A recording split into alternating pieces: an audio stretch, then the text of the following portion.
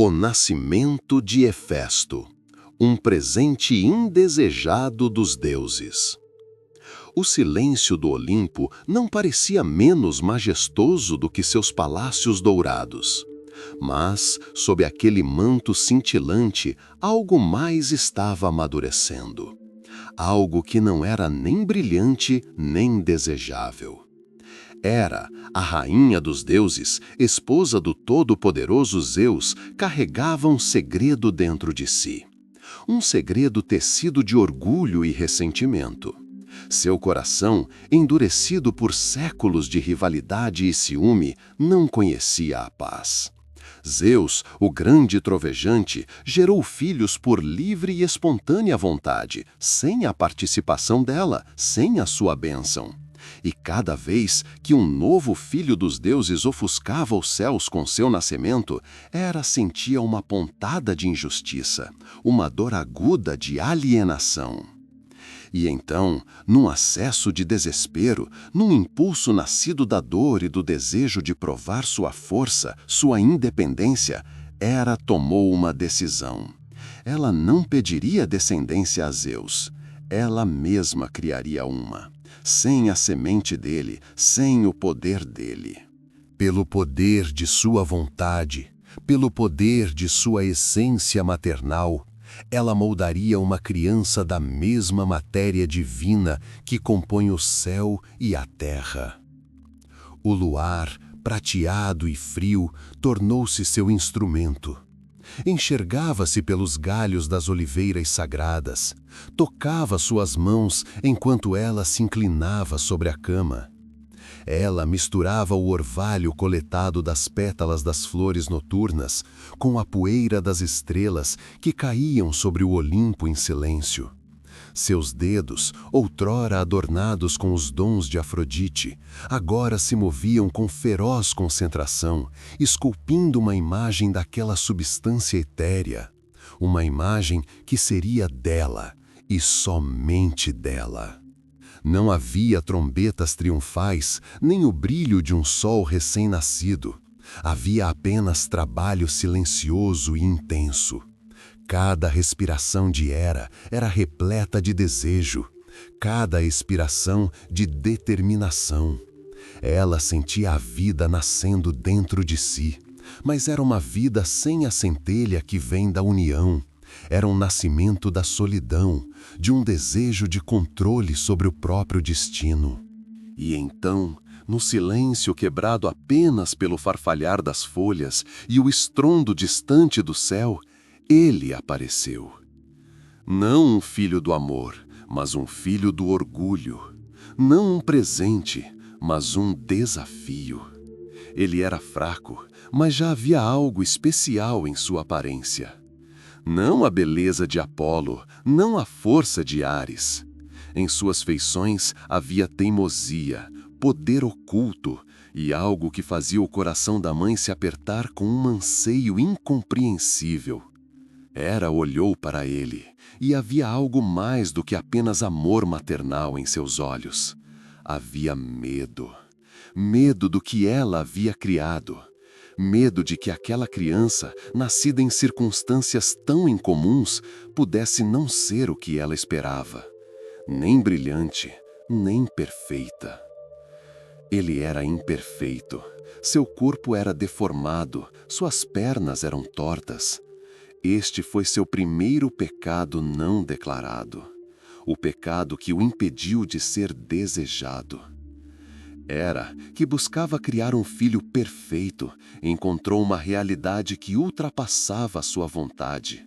Sua criação não era perfeita.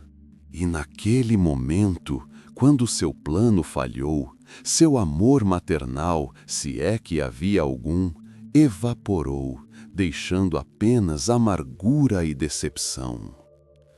Ela, a rainha dos deuses, que criara a criança com sua própria força, não suportava a deformidade dele. Era uma mancha em sua própria perfeição, um lembrete de seu fracasso. E assim, com o coração frio, ela tomou uma nova decisão. Uma decisão que mudaria o destino de seu filho para sempre. Ela o tomou nos braços, gentilmente, mas sem calor, e caminhou em direção à beira do Olimpo.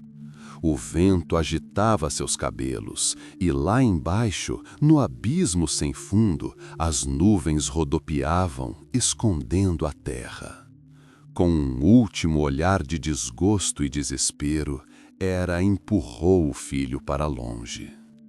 Hefesto, esse era o nome daquele filho indesejado, e ele estava caindo, caindo dos céus, do pináculo do mundo divino, para o abismo onde só o esquecimento o aguardava. Seu grito, nascido da dor e do medo, foi abafado pelo rugido do vento. Seu corpo, retorcido desde o nascimento, despencava em direção a uma terra que ele nunca vira. Assim começou a trajetória de Hefesto, uma trajetória tecida de dor, solidão e rejeição.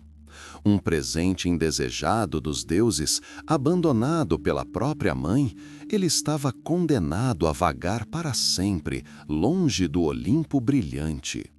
Mas era nesse abismo, nessa queda, que se escondia o segredo de sua futura grandeza. Um segredo que ninguém poderia ter previsto. Caindo do céu e solidão. O vento que outrora sussurrava ternamente nas copas douradas das oliveiras do Olimpo, agora o despedaçava. Cada movimento do ar era um golpe, cada respiração uma zombaria de seu corpo frágil e distorcido. Hefesto estava caindo, caindo de uma altura onde o sol parecia eterno e os cantos das musas eram incessantes. Caindo em um abismo onde reinava o crepúsculo eterno e apenas ecos de risos divinos o alcançavam como se viessem de outro mundo. Seu grito, a princípio silencioso, transformou-se num gemido prolongado que se dissolveu no rugido dos elementos. A terra, distante e desconhecida, precipitava-se em sua direção, prometendo apenas dor e esquecimento. Viu como os picos brilhantes se apagavam rapidamente, como as estrelas, que ele parecia poder tocar com a mão, se apagavam. Em seus olhos, que ainda não tiveram tempo de se acostumar à luz terrena, refletia-se todo o abismo da rejeição. Ele era o produto da vontade divina, mas rejeitado pela Mãe Divina, indesejado, supérfluo. A queda pareceu durar para sempre.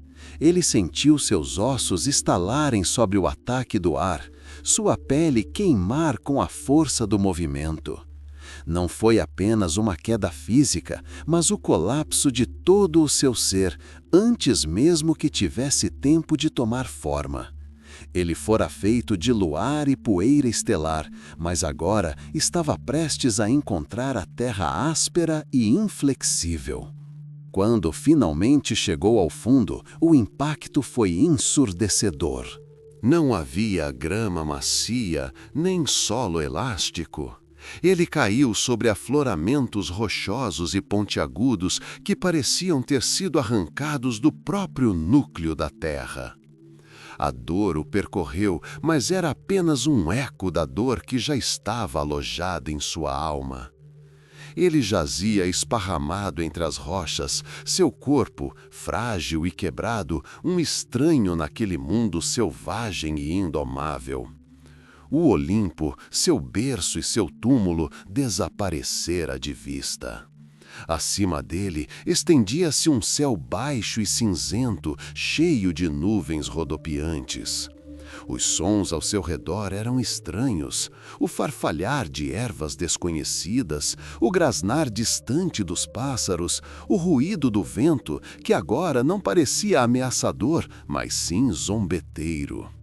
Ele estava sozinho, absolutamente sozinho. Uma solidão tão profunda e abrangente quanto o próprio abismo o envolvia, tornando-se sua primeira e mais fiel companheira. Os deuses, os habitantes do Olimpo, viviam em um mundo de luz e harmonia, onde cada movimento era medido, cada olhar era repleto de grandeza. Ali, naquele desfiladeiro, reinava o caos. As pedras eram frias e ásperas, o ar úmido e cheirava a umidade. Ele sentia o frio penetrar em seus ossos, enquanto seu corpo, quase morto, começava a esfriar. Sua mente, ainda jovem e frágil, corria em busca de compreensão. Por quê? Por que a mãe que o criara o rejeitara? O que ele fizera de errado? Sua imperfeição era tão insuportável? Essas perguntas, afiadas como cacos de vidro, o dilaceravam por dentro. Ele não sabia que seu nascimento fora um ato de orgulho, não de amor, e que sua deformidade não era uma maldição, mas apenas o resultado da ausência da centelha divina nascida da união. Ele tentou se levantar, mas suas pernas falharam, seu corpo se recusou a obedecer. Cada músculo doía, cada articulação parecia quebrada. Ele era como uma estátua caída, cuja beleza havia sido distorcida antes que pudesse ser apreciada. Sua natureza divina parecia uma zombaria neste mundo dominado pela força bruta da natureza. Os dias e as noites se fundiam em uma sequência monótona. Ele comia a escassa comida que conseguia encontrar, frutas silvestres, raízes, se tivesse forças para alcançá-las. Observava a vida ao seu redor, os ágeis lagartos, os pássaros que faziam ninhos nas fendas das rochas. Aprendeu a sobreviver. Aprendeu a paciência que nunca lhe fora ensinada. Aprendeu a coragem que nunca lhe fora ensinada. Às vezes, em raros momentos de claridade, quando os raios de sol rompiam as nuvens, ele vislumbrava sua origem divina. Eles cintilavam nas gotas de orvalho, no brilho das pedras, no arco-íris que surgia depois da chuva. Esses vislumbres os lembravam de onde ele viera e intensificavam a amargura da rejeição. Mas mesmo naquele lugar remoto, entre pedras e sombras, algo novo nascia em sua alma. Algo que não era nem beleza, nem força, era aspiração. Aspiração por compreender, aspiração por criar, aspiração por provar que até os rejeitados podem encontrar seu lugar no mundo. Sua solidão, que antes lhe parecia uma maldição, tornou-se seu refúgio, seu laboratório. Ali, monge da agitação do Olimpo, ele poderia começar sua jornada. Uma jornada que prometia ser longa e difícil, mas talvez por isso mesmo, a única verdadeira. Abrigo nas profundezas do mar. Encontro com Tétis e as ninfas do mar. As pedras sobre as quais ele havia caído pareciam apenas o primeiro passo de uma descida sem fim. A terra que ele sentia sob seu corpo retorcido era áspera e hostil. Mas mesmo naquela região selvagem e indomável, onde o vento cantava suas canções eternas de mundos perdidos, o destino havia preparado um novo teste para Hefesto. Incapaz de suportar a força brutal da rejeição de sua mãe, seu corpo ferido parecia buscar outro refúgio. E o encontrou. Em certo momento, quando o sol, como se pedisse desculpas pela longa ausência, rompeu a cortina de nuvens, Hefesto sentiu a terra tremer sob seus pés. Não com um tremor de medo, mas sim com a pulsação da vida emanando das profundezas. Não era o estrondo de um terremoto, mas sim o suspiro profundo e gutural do próprio planeta. Como uma fera enorme, revelava seus segredos. E então, diante de seu olhar atônito, a terra se abriu. não como um abismo, mas como um portal. De uma fenda profunda que surgiu instantaneamente diante dele, fluía um ar fresco e salgado, com cheiro de algas marinhas e profundezas desconhecidas. Era o cheiro do oceano, não aquele que salpica as praias, mas aquele que esconde segredos ancestrais intocados pela luz. Incapaz de permanecer no lugar, movido por um instinto mais forte que a dor, Hefesto, gingando e apoiando-se nas mãos, rumou para aquela passagem misteriosa. A descida era longa, mas diferente da queda do Olimpo. Não havia vento forte ali, apenas um zumbido baixo e comedido que lembrava a respiração de um gigante adormecido. As paredes do desfiladeiro mudavam gradualmente de aparência. Pedras ásperas deram lugar a rochas lisas, polidas pelo tempo, por onde fluíam finos fios de água prateada. O ar tornava-se cada vez mais úmido e a luz cada vez mais fraca, adquirindo um tom esverdeado, como se penetrasse a espessura das águas esmeraldas. Ele não sabia quanto tempo havia se passado quando finalmente chegou ao fundo. Mas onde esperava encontrar terra firme, havia apenas uma ilusão. O chão sob seus pés tornara-se macio, como lama macia, e uma nova realidade parecia ter se aberto ao seu redor. Uma luz dourada, brilhando de algum lugar acima, refletia-se através das ondas esmeraldas, criando um mundo subaquático hipnotizante. Ele não estava se afogando, estava na água, mas respirava livremente, como se o ar fosse denso e rico, como a própria essência daquele lugar. Uma vasta gruta subaquática estendia-se à sua frente. Suas paredes eram adornadas com algas marinhas ondulantes, como cortinas de veludo, e salpicadas de pérolas, brilhando com uma suave luz interior.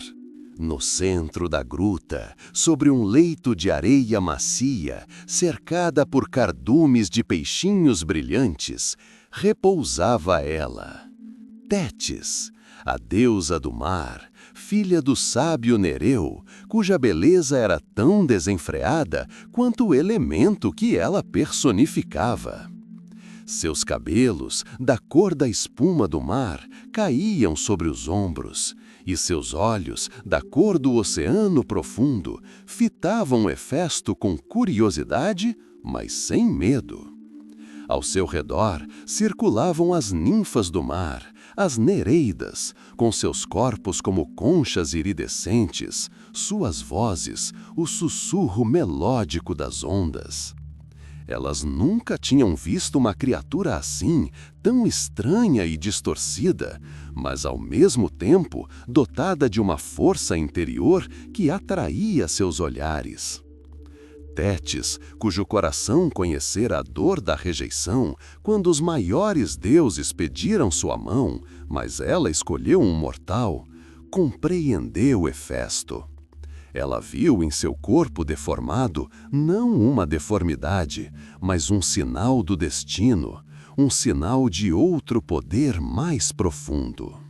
Ela estendeu a mão para ele com dedos graciosos e fortes, adornados com coral iridescente. Você caiu muito, filho do céu. Ela sussurrou, sua voz como o som das ondas. Mas aqui, em meus domínios, você encontrará paz. As ninfas, seguindo o exemplo de sua senhora, o cercaram com um toque tão leve quanto a brisa do mar. Trouxeram-lhe vestes tecidas da mais fina seda, tingidas com as cores do pôr do sol sobre o oceano. Ofereceram-lhe comida, dádivas do mar, doces e suculentas, como ele nunca havia provado antes. Cuidaram dele como se fosse um tesouro precioso, porém frágil. Na companhia deles, Hefesto sentia-se protegido, em vez de rejeitado. Observava-os brincar na água, movendo-se agilmente naquele ambiente sem gravidade. Ouvia suas canções, repletas da sabedoria ancestral do oceano, e sentia suas feridas, tanto físicas quanto espirituais, começarem a cicatrizar. Ele começou a aprender com as ninfas, que lhe mostraram como criar coisas incríveis a partir de materiais simples, conchas, algas marinhas, pedras iridescentes. Viu como elas teciam guirlandas, como decoravam suas grutas, como brincavam com a correnteza, criando padrões bizarros. E em suas mãos distorcidas mais hábeis, esse novo poder, até então desconhecido para ele, começou a despertar. Ele pegou uma pedra lisa nas mãos e, sob seus dedos, ela começou a tomar forma. Viu algo belo nascendo de uma massa informe. Não era uma comparação com a perfeição olímpica, mas algo mais, a personificação da harmonia interior nascida do caos. Tétis o observava com um sorriso. Ela via a centelha de criatividade despertando naquele filho divino rejeitado. Sabia que sua jornada ainda não havia terminado, mas ali, nos braços do oceano, ele encontrara seu primeiro refúgio. Um refúgio que se tornaria o berço de sua futura maestria, um lugar onde ele poderia começar a criar seu próprio mundo, um mundo nascido de fogo e água, de dor e esperança. Primeiras criações, desenvolvendo a maestria na solidão. A gruta subaquática, banhada por uma luz esmeralda, tornou-se para Hefesto não apenas um refúgio, mas também um berço para seu talento em desenvolvimento. Tétis, cuja sabedoria era tão profunda quanto o oceano, não o via como um pária feio, mas como um recipiente repleto de poder não realizado. As ninfas do mar, com seus toques leves como penas e vozes melodiosas, o cercavam com cuidado, mas não com proteção. Elas lhe davam o espaço, a liberdade necessária para que seu mundo interior florescesse. A primeira coisa que Hefesto sentiu foi alívio. A ausência dos olhares de condenação, dos ecos de desprezo que o assombravam desde o nascimento, permitiu-lhe respirar fundo. O ar ali, saturado de sal e do aroma de algas desconhecidas, parecia revigorante. Ele observava as ninfas se movendo na água, seus corpos, como se tecidos de luar e pérolas, deslizando com incrível graça. Elas teciam coroas de coral e flores do mar, criavam joias de madrepérola. Seus dedos, finos e hábeis, esvoaçavam sobre o material como borboletas. Hefesto, apoiando-se em suas pernas ainda desajeitadas, porém mais fortes, começou a imitá-los. Pegou pedras lisas, polidas pelo mar, procurando aquelas com texturas ou cores interessantes. Suas mãos, antes familiarizadas apenas com dor e frio, agora sentiam a maciez da argila maleável que encontrara no fundo da gruta e a elasticidade das algas que ele conseguia torcer e tecer. Suas primeiras criações eram simples, mas já tinham aquele brilho especial que o distinguia de tudo o que já vira. Ele fazia pequenas figuras de criaturas marinhas a partir de pedras, peixes graciosos com escamas iridescentes, conchas intrincadas cujos redemoinhos lembravam as espirais do tempo. As ninfas admiravam seu trabalho. Elas lhe traziam novos materiais, cristais brilhantes que vazavam de cavernas subaquáticas. Finos fios de prata extraídos das profundezas do mar e algas raras que brilhavam no escuro. Tétis, observando-o, viu seu rosto, antes distorcido pela dor e pelo desespero, agora se iluminar com concentração e uma alegria silenciosa. Ela compreendeu que, na solidão e no cuidado que ele encontrava em seu reino, algo mais do que apenas o desejo de criar estava despertando. Era a cura de uma alma aleijada pela rejeição. Hefesto descobriu que tinha um sentido especial para metais. Um dia, enquanto explorava cavernas subaquáticas, encontrou depósitos de ouro e prata nativos que brilhavam na penumbra como estrelas caídas no oceano. Ele pegou esses metais preciosos e, usando pedras como ferramentas, começou a trabalhá-los. Aprendeu a moldá-los, a criar com eles ornamentos elegantes que as ninfas usavam com deleite. Mas sua verdadeira descoberta foi que ele podia dar nova vida ao metal usando o calor. Ele notou como fontes vulcânicas jorrando da terra aqueciam a água ao seu redor. Começou a coletar essas rochas aquecidas, usando-as para moldar metais mais macios. Era rudimentar, nada sutil, mas era um começo. Ele sentiu algo novo nascendo em suas mãos, algo que ele podia controlar, algo que ele podia moldar à vontade. Sua habilidade artesanal crescia a cada dia. Ele aprendeu a misturar diferentes metais, criando ligas incrivelmente fortes e brilhantes. Fez pulseiras elegantes que pareciam vivas, cintilando com todas as cores do arco-íris, e pingentes que emitiam uma luz suave e relaxante. Suas criações não eram apenas belas, mas também carregavam um pedaço da magia do oceano, um eco do poder ancestral que vivia nessas profundezas. Ele também fez experiências com fogo.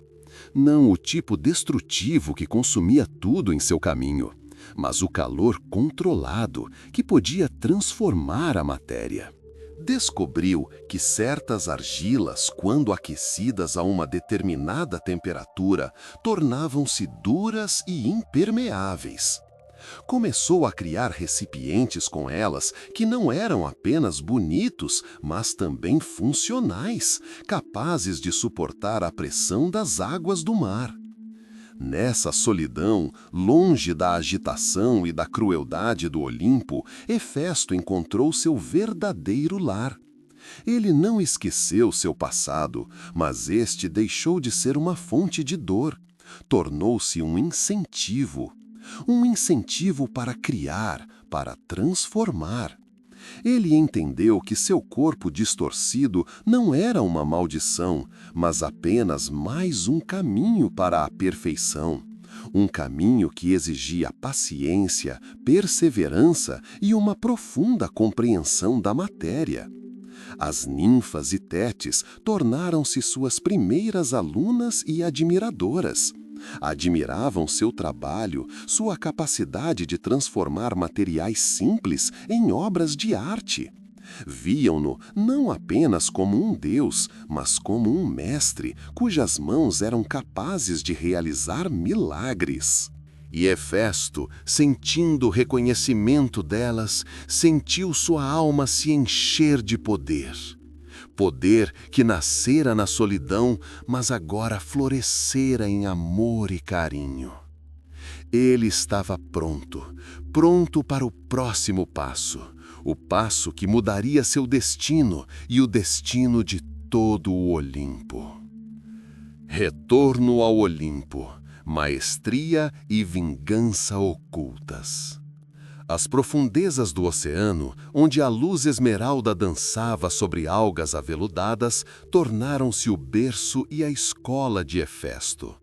Sob a terna proteção de Tétis e a atenção cuidadosa das ninfas do mar, seu corpo distorcido ganhou não apenas força, mas também propósito.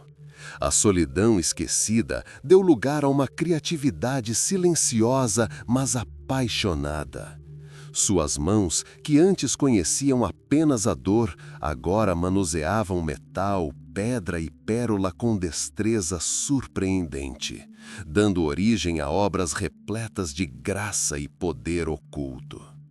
Ele aprendeu a subjugar o fogo, Não o tipo que devora cegamente, mas o tipo que transforma, que dá nova vida à matéria. Tornou-se um mestre cujas criações ecoavam a sabedoria ancestral do oceano, seu poder infinito e beleza misteriosa. Mas bem no fundo dele, sob a superfície de sua recém-descoberta paz, havia uma ferida que não cicatrizava, a lembrança da rejeição. A imagem de sua mãe, a rainha Hera, cujo orgulho e decepção o lançaram no abismo, estava gravada em sua alma. Cada brilho de ouro, cada pedra iridescente, cada golpe de martelo no metal, tudo isso não era apenas um ato de criação, mas uma preparação silenciosa e lenta para a vingança. Não a vingança destrutiva e furiosa de Ares, mas uma punição sutil e divina, nascida da habilidade e de uma profunda compreensão das fraquezas daqueles que o rejeitaram. Um dia, quando Tétis, sentindo a mudança em seu comando, tocou a mão dele, ela sussurrou: "Seu caminho não está apenas nas profundezas. O céu te chama, criança." Era a hora de retornar, hora de mostrar ao Olimpo o que ele havia dado à luz. Hefesto deixou seu reino subaquático, mas não sozinho. Levou consigo apenas o essencial, suas ferramentas forjadas nas profundezas, sua arte temperada na solidão. Ele não buscava glória, buscava justiça. Seu retorno não foi uma procissão triunfal. Ao contrário, assemelhava-se a uma sombra deslizando pelos salões dourados. Ele apareceu no Olimpo despercebido, naquelas horas em que os deuses estavam imersos em suas preocupações, suas intrigas, suas disputas eternas. Seu corpo distorcido, seu andar manco, tudo isso era bem conhecido. Mas agora havia algo mais por trás disso. Não pena, mas um desafio silencioso. Ele não falava sobre seu retorno, não buscava encontros. Em vez disso, encontrava lugares isolados, longe do brilho e do barulho, e começava a trabalhar. Suas primeiras criações no Olimpo foram modestas, mas impressionantes. Ele criou delicadas flores douradas que nunca murchavam e estátuas de prata que pareciam respirar.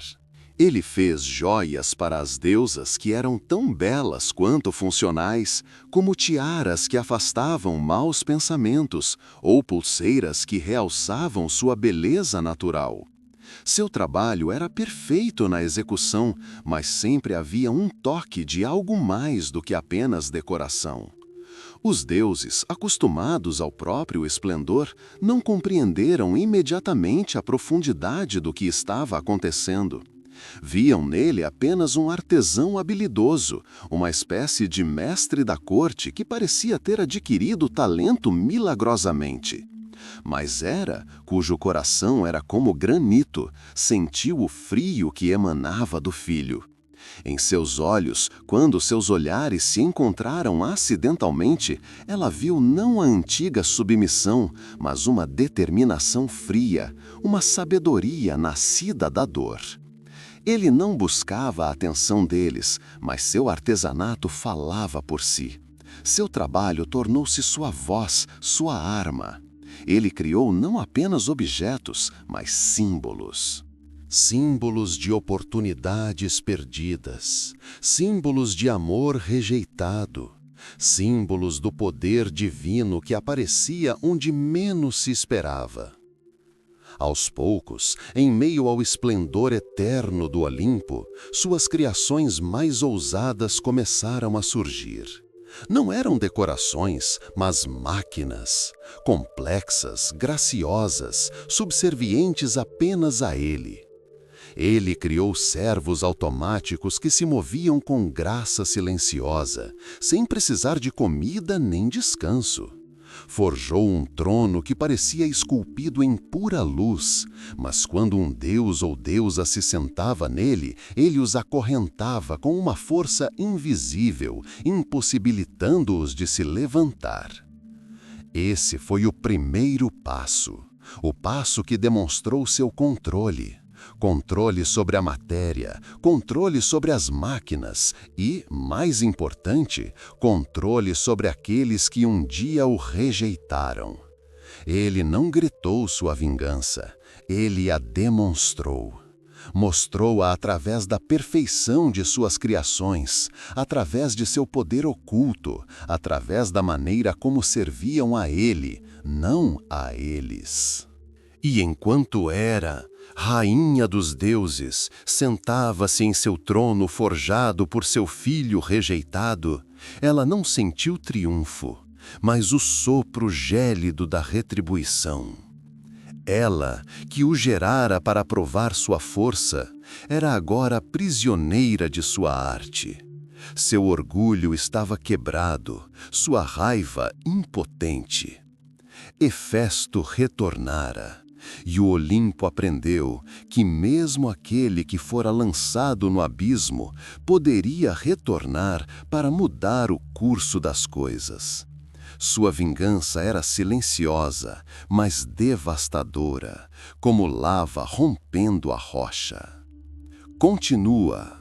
O encanto de Afrodite, amor, paixão e traição. O trono, forjado em pura luz, serviu a Hefesto não apenas como instrumento de vingança, mas também como um lembrete de seu novo status. Ele, o deus coxo, rejeitado pela própria mãe, agora segurava em suas mãos os fios do destino dos cidadãos mais poderosos do Olimpo. Mas mesmo nesse reino de submissão, no silêncio de sua oficina, onde o ar se impregnava do cheiro de metal quente e do aroma de óleos raros, seu coração permanecia solitário. A solidão que aprendera a transformar em arte começava agora a buscar outro consolo. E então ela apareceu, Afrodite, deusa do amor e da beleza, cujo nascimento da espuma do mar foi tão hipnotizante quanto sua influência nos corações de mortais e imortais. Ela veio não como uma vítima, nem como uma suplicante, mas como a própria essência do desejo, encarnada em forma perfeita. Seus passos, como o leve toque das asas de uma borboleta, não quebraram o silêncio, mas seu eco penetrou nos recantos mais secretos da alma de Hefesto.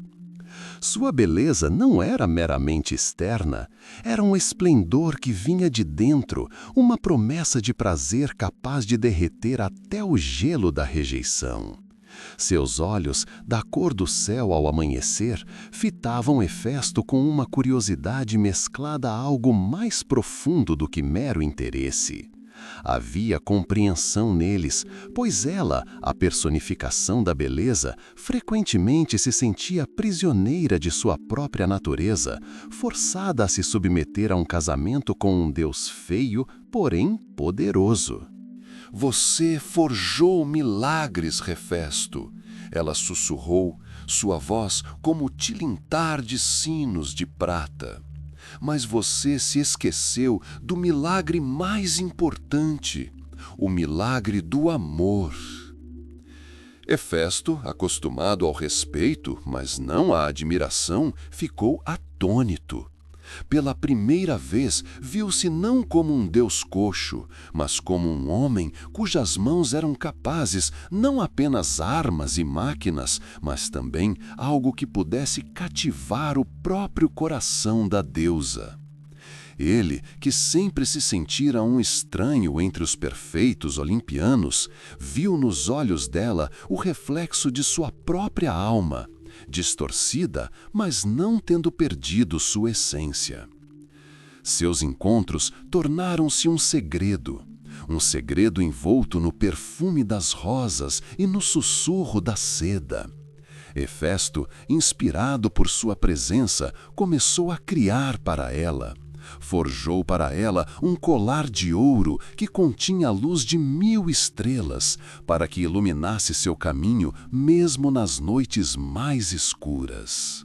Criou para ela um espelho que refletia não apenas sua beleza, mas também seus desejos mais profundos, mostrando-lhe imagens de seu próprio amor ideal. Forjou para ela uma cama onde sedas e veludos eram tecidos, uma cama que parecia respirar, pulsando com calor e ternura. Naqueles momentos, quando Afrodite o tocava, quando seus lábios encontravam os dele, Hefesto sentia anos de dor e solidão se dissolverem, o gelo em sua alma derreter sob a chama suave da paixão dela. Ele, que havia sido rejeitado pela própria mãe, encontrou o amor onde menos esperava, nos braços da própria deusa do amor. Era um amor repleto de ternura, paixão e profunda, quase dolorosa compreensão. Mas o amor de Afrodite era tão inconstante quanto sua natureza. Era como uma onda do mar, ora abraçando suavemente a praia, ora quebrando-se com fúria. Seu coração, que nunca conhecera a verdadeira fidelidade, estava aberto a novas sensações, a novas vitórias. E quando Ares, o deus da guerra, cuja paixão era tão desenfreada quanto sua força, apareceu em seu campo de visão, Hefesto sentiu seu mundo começar a ruir. Ele os viu-os se encontrando em bosques secretos, seus corpos entrelaçados em uma dança nascida de força bruta e beleza divina. Sentiu a paixão deles, tão brilhante e avassaladora quanto o fogo de sua forja, mas sem a profundidade e a ternura que lhe dedicava. Seu coração, que mal começara a derreter, voltou a ser pedra fria. A traição era mais do que apenas dor, era um golpe em seu próprio ser. Ele, que havia forjado um mundo para ela, agora se sentia preso à traição. Sua habilidade, que ele usara para adorá-la, agora parecia uma zombaria. Ele, que havia aprendido a controlar o fogo, agora sentiu uma raiva ardendo dentro de si que mal conseguia conter. Mas Hefesto não era apenas um ferreiro, mas também um estrategista. Sua mente, temperada por anos de solidão e observação, percebeu que um confronto direto com Ares seria inútil. Em vez disso, ele começou a preparar sua retribuição. Uma retribuição que não seria menos sofisticada do que seu retorno ao Olimpo. Ele criou uma rede feita dos mais finos, porém incrivelmente fortes fios dourados, tecidos com tanta precisão que era quase impossível de notar. Uma rede invisível aos olhos, mas tangível ao corpo. Ele a armou em seu quarto, sobre a cama que havia forjado para Afrodite. Uma cama que deveria ser um símbolo do amor deles, mas que, em vez disso, se tornou uma armadilha. E assim, uma noite, quando a lua se escondia atrás das nuvens e o Olimpo dormia, Hefesto ouviu um sussurro. O sussurro de Afrodite chamando Ares. Ele os viu entrar em seu quarto, seus corpos entrelaçados na mesma dança apaixonada de antes. E naquele momento, quando seus corpos estavam mais vulneráveis, Hefesto puxou os fios invisíveis. Uma rede dourada, tecida com sua dor e decepção, os envolveu, acorrentando-os à cama. Afrodite e Ares, deuses do amor e da guerra, viram-se cativos do deus coxo que haviam traído. Seus gritos de medo e desespero ecoaram pelo Olimpo, despertando todos os deuses. Hefesto estava diante deles, com o rosto calmo, mas os olhos ardendo com um fogo frio. Ele não gritou, não ameaçou, apenas disse: agora vocês sabem o que é estar preso. Agora vocês sabem o que é ser humilhado. Sua vingança estava completa. Mas em sua alma, em meio às cinzas de seu amor arruinado, restava apenas um vazio amargo. Ele havia recebido justiça, mas não consolo. Ele havia demonstrado sua força, mas perdido o que pensava ter conquistado. O encanto de Afrodite, tão brilhante e enganoso, deixara apenas cinzas em seu coração, lembrando-o da fragilidade até mesmo dos sentimentos mais divinos. Arsenal dos deuses, criando itens maravilhosos para o Olimpo.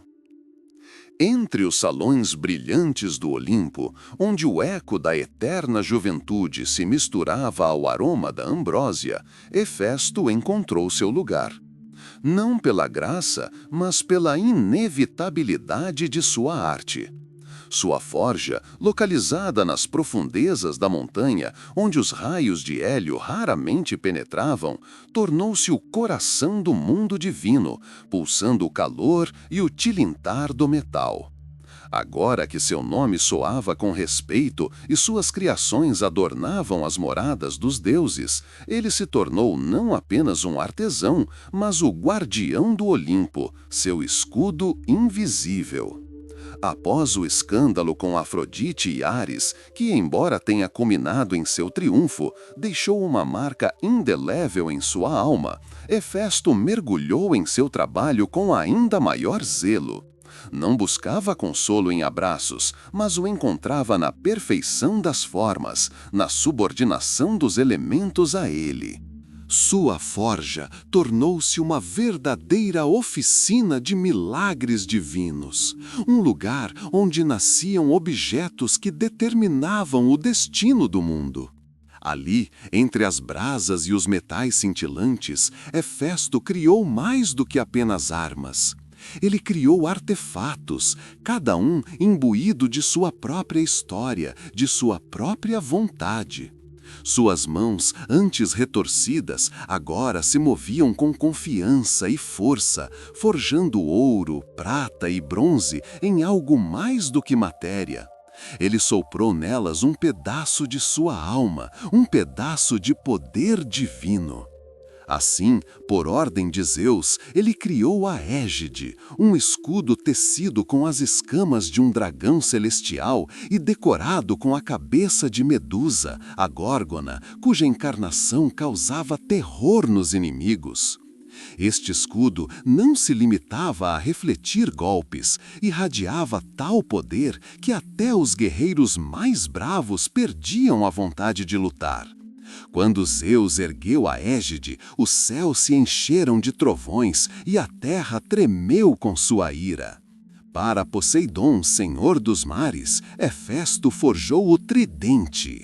Não apenas uma arma, mas um símbolo de seu poder sobre os oceanos. Seus dentes, afiados em ponta fina, eram capazes de causar tempestades ou acalmá-las, descobrindo novas terras ou inundando as antigas. Disse que as rachaduras nas rochas que cortam as costas foram deixadas pelos golpes deste tridente quando Poseidon derramou seu poder sobre a Perra. Ares, o deus da guerra, recebeu de Hefesto a espada que incinera o medo. Sua lâmina, forjada em aço temperado, brilhava em vermelho, como se refletisse o sangue de incontáveis batalhas. Essa espada não apenas infligia ferimentos mortais, mas também infundia tanto medo nos corações dos oponentes que eles fugiam sem sequer ver o inimigo. Embora Hefesto guardasse um rancor amargo contra Ares, ele entendia que o deus da guerra precisava de uma arma digna para manter o frágil equilíbrio de poder na terra. Para Atena, a deusa da sabedoria e da estratégia, Hefesto criou o elmo do vidente da verdade. Decorado com penas brilhantes e runas antigas, este capacete dava ao seu dono a capacidade de enxergar através de mentiras e enganos, de penetrar a própria essência das coisas. Com ele, Atena podia prever o curso das batalhas, desenvolver estratégias impecáveis e guiar os heróis à vitória. Hefesto não se esqueceu de sua mãe, Hera. Embora o relacionamento deles permanecesse complicado, ele criou para ela o diadema da beleza eterna. Este diadema, decorado com as mais raras pedras preciosas, não apenas enfatizava sua grandeza real, mas também, como se dizia, preservava sua juventude e beleza, tornando sua imagem eterna e imutável. Cada uma das criações de Hefesto era mais do que um mero objeto. Era a personificação da essência divina, um artefato capaz de mudar o curso da história. Sua oficina, como o laboratório de um alquimista, onde as leis da física cedem à vontade divina, tornou-se o centro do poder do Olimpo. Foi ali, em meio à fumaça e às faíscas, que Hefesto, o filho rejeitado, encontrou sua verdadeira vocação. Tornou-se não apenas o deus do fogo e da forja, mas também o arquiteto de artefatos divinos, cujas criações eram tão poderosas quanto os deuses que as empunhavam. Seu artesanato tornou-se sua voz, seu legado, sua contribuição duradoura para o mundo que outrora o rejeitara. Seu artesanato tornou-se sua voz, seu legado, sua contribuição duradoura para o mundo que outrora o rejeitara. E no tilintar de seu martelo, no esplendor de suas criações, podia-se ouvir o eco de sua força, sua coragem e sua imutável vontade divina. Continuando. Ajuda para heróis, escudos, espadas e armaduras para grandes feitos. No coração do Olimpo, onde o brilho eterno dos reinos divinos se misturava ao aroma de ervas selvagens e ambrósia, Hefesto, o filho outrora rejeitado, assumiu seu lugar de honra. Sua forja, nas profundezas da montanha sagrada, tornou-se não apenas um local de trabalho, mas um santuário sagrado, onde nasciam objetos que determinariam o destino de mortais e imortais. Ali, em meio à fumaça ondulante, ao metal em brasa e ao tilintar de martelos, ele forjou sua dor em arte, seu isolamento em uma fonte de poder incrível. Suas criações, da reluzente égide de Zeus à espada atemorizante de Ares, tornaram-se símbolos do poder divino. Mas a verdadeira grandeza de Hefesto se revelou não apenas na criação de artefatos para os deuses, mas também em sua disposição em ajudar os heróis, aqueles mortais cujos feitos eram tão grandiosos que poderiam abalar o equilíbrio do mundo. Ele, que conhecia o preço da rejeição, que conhecia as profundezas da solidão, via nos heróis um reflexo de sua própria luta. A busca pela grandeza apesar das circunstâncias, a busca por significado no caos. Sua oficina tornou-se um local de peregrinação para os mais bravos. Eles vinham carregando o fardo de suas missões, com os olhos cheios de esperança e medo. Hefesto os saudou não com solenidade, mas com serena compreensão. Ele via em cada um deles uma centelha do divino, o mesmo fogo que ardia em sua alma. Para Hércules, filho de Zeus, cujo destino foi tecido a partir de provações incríveis, Hefesto forjou a massa da indestrutibilidade. Não apenas uma arma, mas uma extensão do próprio braço do herói. Forjada com ferro meteórico, era tão forte que podia rachar rochas e esmagar os ossos de titãs. Cada golpe dessa massa ecoava na terra, como se o próprio céu confirmasse o poder de seu dono. Sua superfície era decorada com runas antigas que, segundo se dizia, conferiam ao portador uma resistência além da força humana. Hefesto também criou para Hércules o cinturão de Hipólita, a rainha das Amazonas. Este cinto, tecido com fios de ouro e decorado com pedras preciosas, possuía não apenas uma força incrível, mas também uma atração mágica. Não servia apenas para segurar roupas, mas também simbolizava poder, coragem e vontade de vencer. Usar este cinto conferia a Hércules não apenas força física, mas também autoconfiança, ajudando-o a superar os obstáculos mais terríveis. Quando Perseu foi lutar contra a Górgona Medusa, Hefesto o presenteou com o escudo que reflete a verdade. Este escudo, polido até brilhar como um espelho, era feito de um material que não apenas refletia os golpes, mas também revelava a verdadeira forma de quem o olhava. Assim, Perseu foi capaz de ver a Górgona Medusa sem cair em seu olhar mortal e vencer confiando no reflexo em vez do contato direto. Para Odisseu, o astuto rei de Ítaca, Hefesto forjou a espada que lê mentes. Essa espada parecia ter vontade própria, pressentindo as intenções do inimigo antes que ele pudesse atacar. Sua lâmina, brilhando com uma luz prateada, podia antecipar os movimentos do inimigo, permitindo que Odisseu triunfasse até mesmo sobre forças superiores. Às vezes, Hefesto criava coisas mais simples, mas não menos importantes, para os heróis. Por exemplo, o elmo da invisibilidade, que lhes permitia esgueirar-se por trás das linhas inimigas sem serem notados. Ou as sandálias da velocidade, que os transportavam mais rápido que o vento. Cada item que saía de sua forja não era apenas uma arma ou armadura, mas a personificação da esperança, um símbolo da crença de que até mesmo os mortais podem alcançar a grandeza. Ele via os heróis como uma extensão de sua própria luta, buscando a perfeição, superando adversidades, encontrando seu lugar no mundo. Sua arte, nascida da rejeição e da solidão, agora servia à luz, auxiliando aqueles chamados a grandes feitos.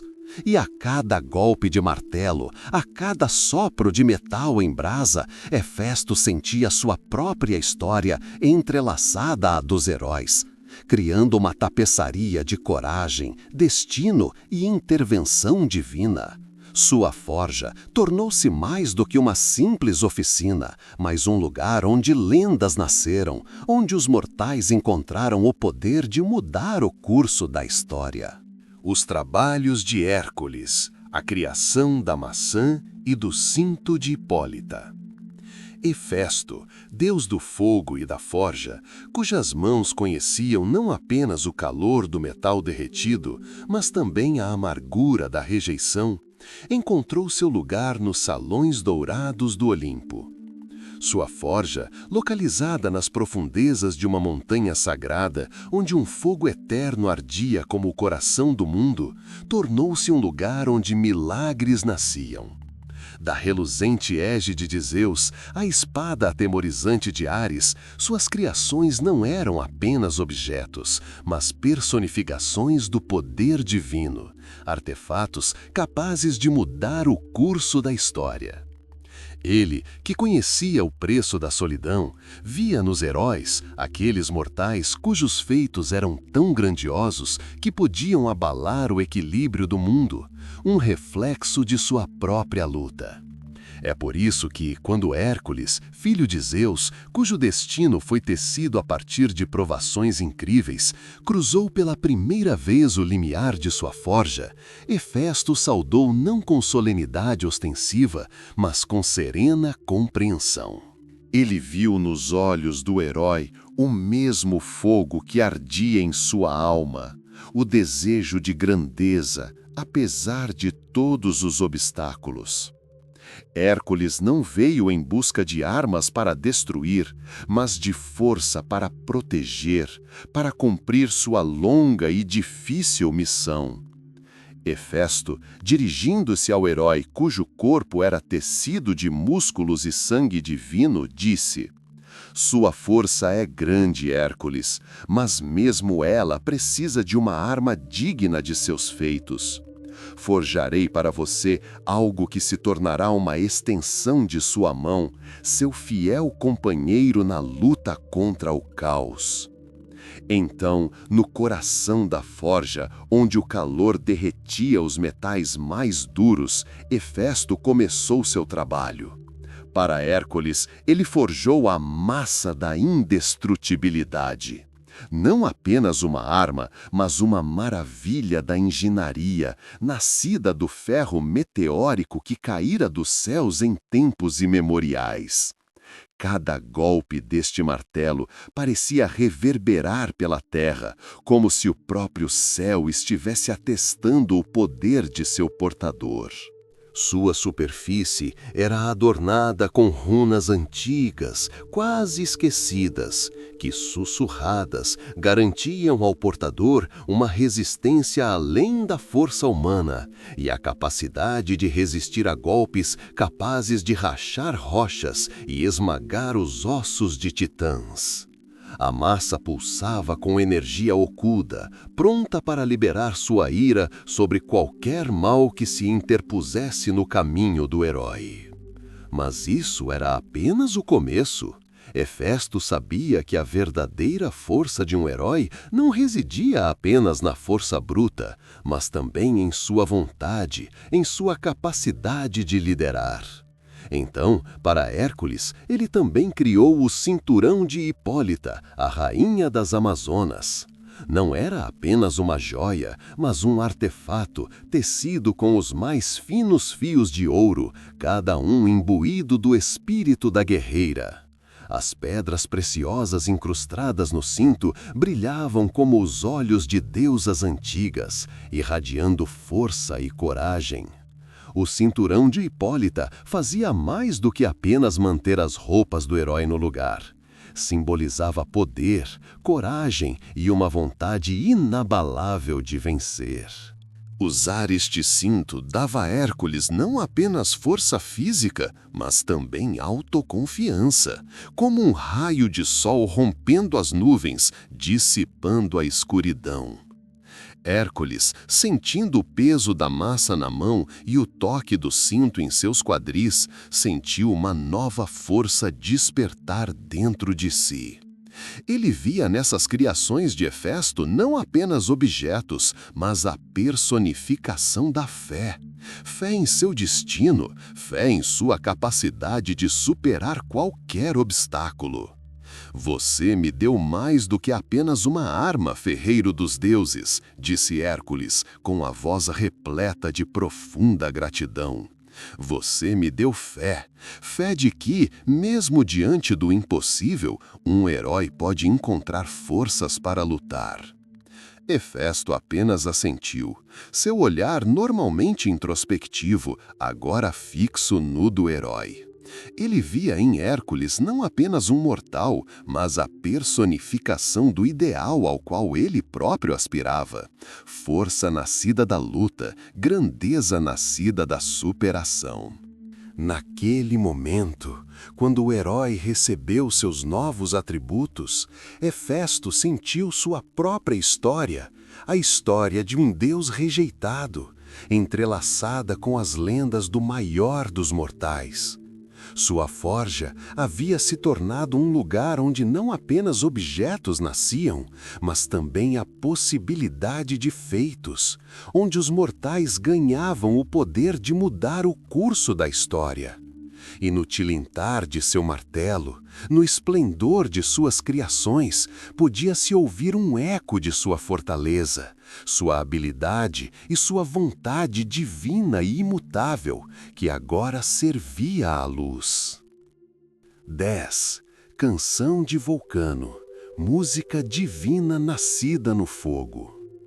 No coração do Olimpo, em meio a nuvens tecidas de pura luz e picos que tocavam as estrelas, Hefesto, deus do fogo e do artesanato, encontrou seu reino.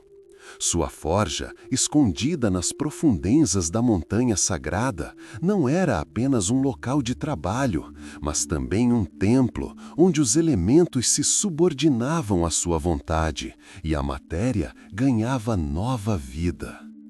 E no tilintar de seu martelo, no esplendor de suas criações, podia-se ouvir um eco de sua fortaleza, sua habilidade e sua vontade divina e imutável, que agora servia à luz. Ali, no ar denso e saturado de calor, onde o cheiro do metal em brasa se misturava ao aroma de minerais raros, nasceram não apenas objetos maravilhosos para deuses e heróis, mas também algo completamente diferente: a música. Esta não era a melodia que fluía das liras de Apolo ou das flautas de Pan. Era uma canção nascida no fogo, no estrondo de um martelo, no assobio do ferro em brasa atravessando a água. Esta era a canção de Vulcano, a música divina que ressoava no coração do próprio Hefesto, refletindo sua longa jornada de criança rejeitada a mestre da forja. Quando Hefesto trabalhava, seus movimentos tornavam-se rítmicos, quase como uma dança. As marteladas na bigorna, marcando o ritmo, tornavam-se as primeiras notas. Cada golpe era medido, preciso, como um maestro regendo uma orquestra. O tilintar prateado ao tocar as finas folhas de ouro era como o trinado de pássaros celestiais. O zumbido pesado e surdo, enquanto ele moldava o bronze, assemelhava-se ao estrondo de um trovão distante, prenunciando uma tempestade. O chiado do vapor, escapando do metal incandescente imerso na água, soava como um suspiro, como um sussurro apaixonado, repleto de histórias não ditas. Esta música não tinha melodia no sentido convencional. Era uma sinfonia de sons nascidos da própria essência da criação. Era o som da tensão enquanto o metal se submetia à sua vontade. Era o som do alívio enquanto a forma se aperfeiçoava. Era o som do triunfo enquanto algo novo nascia, algo que não existia antes. Quando Hefesto forjou um escudo, seus golpes tornaram-se poderosos, envolventes, como se a própria proteção do mundo estivesse ganhando um som. Quando criou uma espada, o tilintar do metal tornou-se agudo, penetrante, refletindo determinação e sede de vitória. Quando criou joias para Afrodite, a melodia tornou-se suave, iridescente, repleta do perfume de rosas e do sussurro das ondas do mar. Os deuses, habitando em seus salões reluzentes, frequentemente paravam para ouvir esses sons vindos das profundezas da montanha. Ouviam neles não apenas o ruído de uma forja, mas ecos de uma força ancestral, de uma sabedoria nascida de provações. Ouviam neles algo que despertava neles sentimentos esquecidos. Afrodite, cujo coração fora capturado pela paixão e depois partido pela traição, ouviu ecos de sua própria dor na música de Hefesto, mas também esperança de redenção. Ela compreendeu que mesmo os sons mais destrutivos podiam conter beleza, como uma fênix renascendo das cinzas. Ares, o deus da guerra, ouviu o eco de suas próprias batalhas no rugido do martelo, mas agora um novo som se misturava a ele, o som da tenacidade, o som de um poder que não subjuga, mas transforma. Ele via em Hefesto não um rival, mas um mestre, cujo poder era diferente, mas não menos poderoso que o seu. Até Zeus, o senhor do céu, cujos ouvidos estavam acostumados ao estrondo do trovão, encontrou algo encantador na canção de Vulcano. Ouviu nela um eco da própria força que mantém o mundo em equilíbrio, a energia indomável que move todas as coisas. Essa música era mais do que apenas som. Era a personificação da paciência e da perseverança, as lições que Hefesto aprendera com seu exílio e solidão. Ele aprendera a esperar que o metal atingisse a temperatura certa, aprendera a moldá-lo pacientemente, lentamente, sem ceder à raiva. Aprendera a ver a beleza na imperfeição, como a vira em seu próprio corpo, e a transformá-la em algo magnífico. Quando Hefesto trabalhava em uma peça particularmente difícil, algo que exigia precisão e força incríveis, sua música se tornava mais intensa, mais apaixonada. O ritmo acelerava, os sons se aprofundavam, como se a própria montanha tremesse com seus esforços. Nesses momentos, ele não era apenas um deus, mas a personificação dos elementos, guiados pela vontade de um único ser. Às vezes, quando o trabalho terminava e a forja silenciava, Hefesto ouvia o eco de sua canção que permanecia nas paredes, nas pedras, no ar. Era um lembrete de que mesmo nos recantos mais sombrios da alma, mesmo nas condições mais adversas, a beleza pode nascer. Uma beleza suave como o sussurro do vento, mas forte como o ferro em brasa. Essa música divina, nascida do fogo, não era apenas uma sinfonia de sons. Era o canto da alma de Hefesto. Um canto de superação, de resistência, da força que nasce da dor e se transforma em arte. Um canto que soava no coração do Olimpo, lembrando a todos que mesmo os rejeitados, mesmo os imperfeitos, podem se tornar fonte da maior harmonia. 11. Continua. O reino de Hefesto.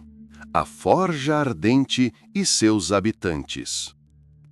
Nas profundezas da superfície do Olimpo, onde a luz do sol era apenas uma vaga lenda e as paredes das montanhas continham o calor da terra, situava-se o reino de Hefesto. Não era um reino no sentido tradicional, com uma sala do trono, uma coroa e súditos tremendo de medo. Era um reino de maestria, onde o governante não era tanto um deus, mas um fogo indomável, e onde os súditos eram criaturas nascidas dessa própria chama. Entrar no reino de Hefesto era como entrar em outro mundo. O calor emanava do desfiladeiro escavado na rocha, misturado ao cheiro de enxofre e metal em brasa. Um aroma sufocante para os mortais, mas para os deuses, e especialmente para Hefesto, era o cheiro de casa. As paredes da caverna, habilmente esculpidas pelo próprio Deus, brilhavam como se revestidas por uma fina camada de ouro derretido. E jatos de fogo líquido fluíam por suas ranhuras, iluminando o caminho com sua luz fantasmagórica e pulsante. O coração deste mundo subterrâneo era a própria forja. Enorme, vasta, parecia estender-se até os confins do mundo. Em seu centro, sobre um leito de rochas vulcânicas negras, ardia um fogo eterno. Não era apenas um fogo, era um ser vivo, o sopro da terra, a energia que Hefesto havia subjugado à sua vontade. As chamas, ora subiam aos céus, alcançando a abóboda da caverna, ora se contraíam até o tamanho de um carvão em brasa, prontas para uma nova explosão. Suas cores mudavam de laranja brilhante e carmesim para um vermelho profundo, quase preto, criando um jogo hipnótico. Em torno dessa chama eterna, situavam-se os postos de trabalho de Hefesto. Enormes bigornas, forjadas a partir de ligas desconhecidas, pareciam fazer parte da própria montanha. Ali, cercados por elas, viviam os ciclopes, criaturas com um único olho no meio da testa, criaturas nascidas da mesma força primordial que o próprio Hefesto. Eram seus trabalhadores, seus irmãos na desgraça e na habilidade. Suas mãos ásperas, porém fortes, capazes de erguer uma montanha, eram hábeis no trabalho com metal. Empunhavam enormes martelos e cada golpe ecoava por toda a caverna, criando um ritmo que o próprio Hefesto usava em sua música. Seus olhos, únicos e brilhantes, fulguravam na penumbra, refletindo os reflexos das chamas, como estrelas caídas no abismo. Eram lacônicos, sua fala consistia em rosnados e comandos curtos e ásperos, mas seu trabalho demonstrava respeito pelo deus ferreiro. Além dos ciclopes, o reino de Hefesto também era habitado por outras criaturas nascidas de sua criação. Os autômatos eram criaturas metálicas que Hefesto havia insuflado à vida. Moviam-se com graça silenciosa, cumprindo ordens com absoluta precisão. Alguns eram servos, carregando metais em brasa nas costas. Outros eram guardas, cujos movimentos mecânicos inspiravam admiração. Eram lacônicos, sua fala consistia em rosnados e comandos curtos e ásperos, mas seu trabalho demonstrava respeito pelo deus ferreiro. Entre eles estavam as pedras preciosas, cujos corpos eram forjados a partir de pedras preciosas polidas, até brilharem como espelhos. Elas serviam a Hefesto como lâmpadas vivas, emitindo uma luz suave e iridescente que adicionava cor ao reino de fogo eterno. Seus olhos, brilhantes como diamantes, seguiam cada movimento do deus, como pássaros ouvindo seu mentor. Nos cantos mais distantes da forja, onde o calor era menos intenso, Hefesto mantinha suas oficinas. Ali, entre ferramentas forjadas com os melhores metais e peças brutas aguardando sua hora, ele passava seus dias e noites.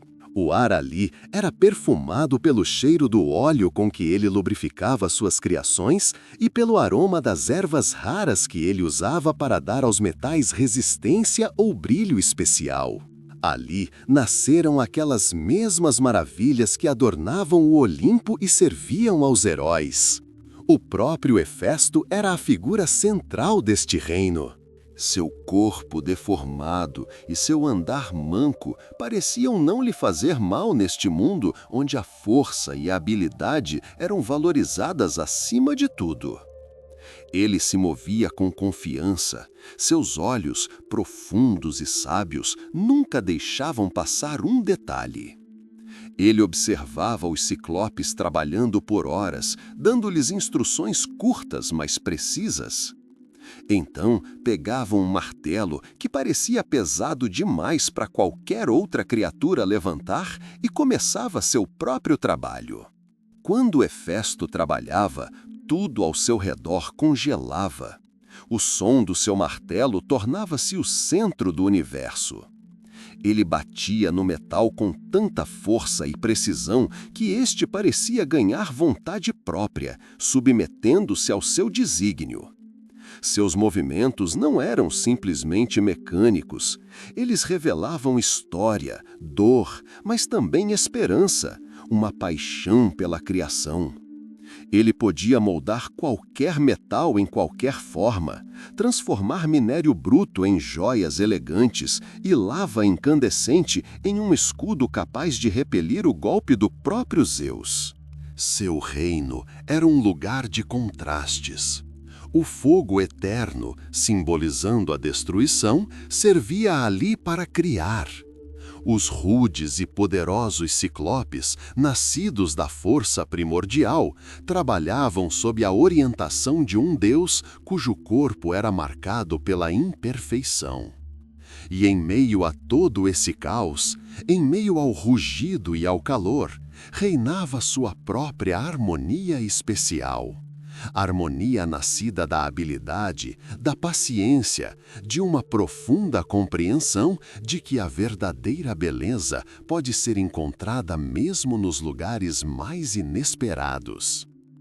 Este era o reino de Hefesto, um reino onde o fogo dançava, o metal cantava e cada criação trazia a marca da alma de seu Criador. Um lugar onde o filho rejeitado dos deuses encontrou seu verdadeiro lar, sua vocação e sua glória eterna. Continua. Em meio às chamas eternas de sua forja, onde o calor da terra transformava minério bruto em maravilhas cintilantes, Hefesto, deus do fogo e do artesanato, sentia não apenas o poder dos elementos, mas também uma conexão silenciosa com o mundo além do Olimpo. Seu reino, um reino de metal trovejante e cavernas esfumaçadas, era o berço de artefatos que superavam qualquer criação mortal em beleza e poder. Mas Hefesto, cujo coração conhecera a dor da rejeição, nunca se esqueceu daqueles que, como ele, foram marcados pelo destino, que buscaram seu caminho em um mundo cheio de provações. Os mortais, muitas vezes alheios à existência dos deuses, mas movidos pelo instinto e pela necessidade, sentiam-se atraídos pelo fogo. Encontraram carvão ardendo nas profundezas da terra, minério emergindo nas encostas das montanhas e, obedecendo a um chamado ancestral, tentaram dar a essas dádivas da natureza uma nova forma. Suas primeiras tentativas foram rudimentares, desajeitadas, como crianças brincando com materiais além do controle de mãos inexperientes.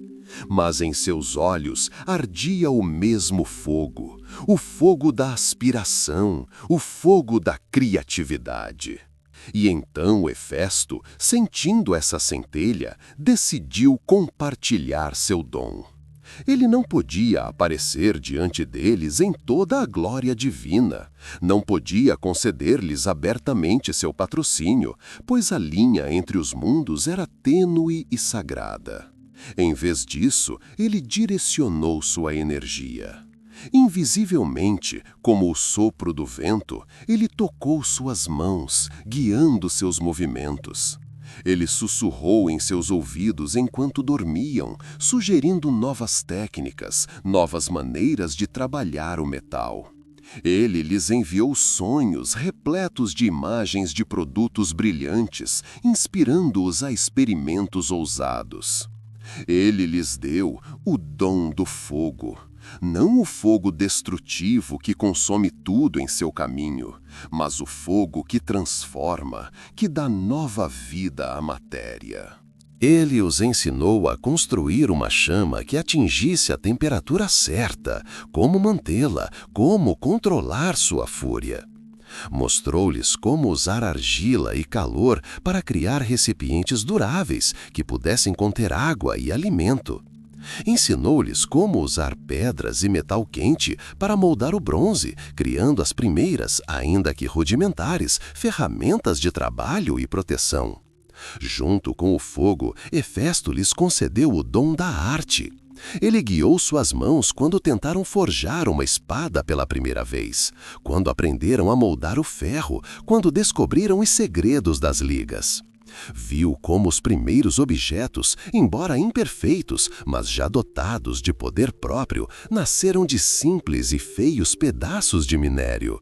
Viu como seus olhos se iluminavam de orgulho quando conseguiam criar algo novo, algo que facilitasse seu trabalho, que os protegesse do perigo. O favor de Hefesto não era evidente. Manifestou-se em descobertas inesperadas, em depósitos de minério que pareciam surgir do nada, em veios de ouro nativo brilhando ao sol, em depósitos de carvão prontos para mineração. Manifestou-se em experimentos bem-sucedidos, quando tentativas rudimentares levaram a sucessos inesperados. Em epifanias, quando uma descoberta aparentemente acidental abriu novos horizontes. Os mortais, sentindo essa ajuba invisível, começaram a chamá-lo de Ferreiro Divino. Não conheciam seu nome, não conheciam sua aparência, mas sentiam sua presença. Levavam sacrifícios às suas fogueiras, sem saber exatamente a quem eram dedicados, mas rezando por sucesso em seu trabalho, por força em suas mãos, por clareza em suas mentes. Seus ofícios começaram a se desenvolver. Os ferreiros tornaram-se mais habilidosos, os joalheiros mais sutis, os oleiros mais habilidosos. Começaram a criar não apenas objetos, mas obras de arte, cada uma delas carregando um eco daquela centelha divina que Hefesto lhes havia concedido. Ele viu suas criações decorarem templos, servirem em batalhas, facilitarem a vida cotidiana. Viu como das mãos de meros mortais saíam produtos que, talvez, não se comparassem à perfeição de suas criações olímpicas, mas nelas havia uma beleza diferente, a beleza da perseverança, a beleza do trabalho, a beleza do espírito humano. Hefesto, observando isso, sentiu algo mais do que apenas satisfação. Sentiu que sua própria história, sua jornada pela dor e rejeição, estava ganhando um novo significado. Ele, que havia sido lançado no abismo, que conhecera a amargura da solidão, agora compartilhava seu dom com aqueles que eram igualmente vulneráveis. Ele lhes dava não apenas fogo e habilidade, mas esperança. Esperança de que, mesmo nas circunstâncias mais difíceis, algo belo, algo valioso pudesse ser criado. Este foi o seu reinado tranquilo. Um reinado onde o poder divino não suprimiu, mas inspirou. Um reinado onde o fogo serviu não para destruir, mas para criar. Um reinado onde cada golpe do martelo, seja em sua forja subterrânea ou na humilde oficina de um mortal, tornou-se um hino à perseverança humana e ao dom divino. Seu patrocínio era invisível, mas seus efeitos eram sentidos em todos os lugares, mudando o mundo, transformando-o, tornando-o mais belo e mais poderoso. Seu patrocínio era invisível, mas seus efeitos eram sentidos em todos os lugares, mudando o mundo, transformando-o, tornando-o mais belo e mais poderoso. Continua. Nas profundezas da terra, onde a pulsação do mundo era sentida com mais clareza e o calor do fogo primordial dançava numa valsa sem fim, Hefesto, o deus ferreiro, continuava sua obra eterna. Seu reino, forjado em rochas vulcânicas e iluminado pela luz fantasmagórica do metal derretido, não era apenas uma oficina, mas uma escola. Uma escola onde as lições eram ensinadas pelos próprios elementos e o único professor era ele mesmo, o Deus que experimentara toda a força e dor da transformação. Fogo era seu companheiro constante, sua ferramenta, seu aliado e, às vezes, seu inimigo. Hefesto via o fogo como mais do que apenas uma força destrutiva capaz de reduzir tudo a cinzas. Ele o via como um símbolo de pureza, purificação e transformação. Cada vez que mergulhava metal incandescente em água fria, via mais do que apenas o chiado e as nuvens de vapor. Ele via o metal, antes maleável e macio, tornar-se mais duro, mais forte, assumir uma nova forma, uma nova essência. Era um reflexo de sua própria vida. Ele se lembrava de ter sido atirado do Olimpo. A queda do céu, como uma bola de fogo, não foi um fim, mas um começo. A dor, o desespero, a sensação de rejeição, tudo era como metal bruto, inflexível jogado em uma fornalha. Depois, havia a solidão das profundezas do mar, onde o cuidado de Tétis e a ternura das ninfas amoleciam seu coração, como a água esfria o metal incandescente. Mas a verdadeira transformação começou quando ele descobriu o poder de dobrar o fogo à sua vontade. Em sua forja, onde a chama eterna jamais se apagava, ele ensinou a si mesmo e a seus alunos, os ciclopes e os autômatos, paciência. O fogo exigia respeito, exigia resistência. Não podia ser apressado, não podia sucumbir à sua fúria. Era preciso esperar. Esperar até que o minério atingisse a temperatura correta, até que o metal se tornasse maleável, mas não perdesse sua força interior.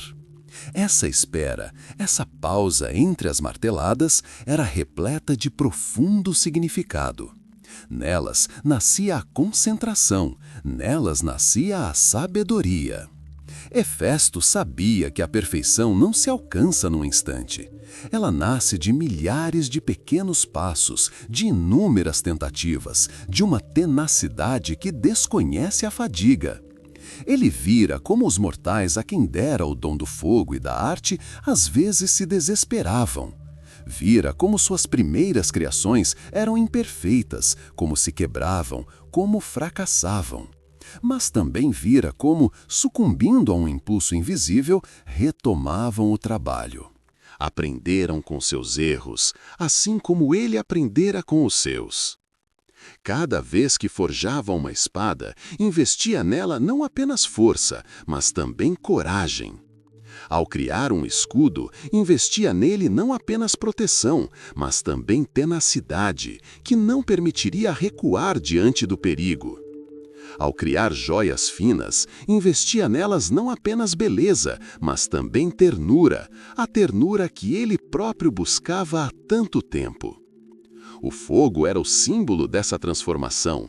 Podia queimar, mas também purificar. Podia destruir, mas também criar.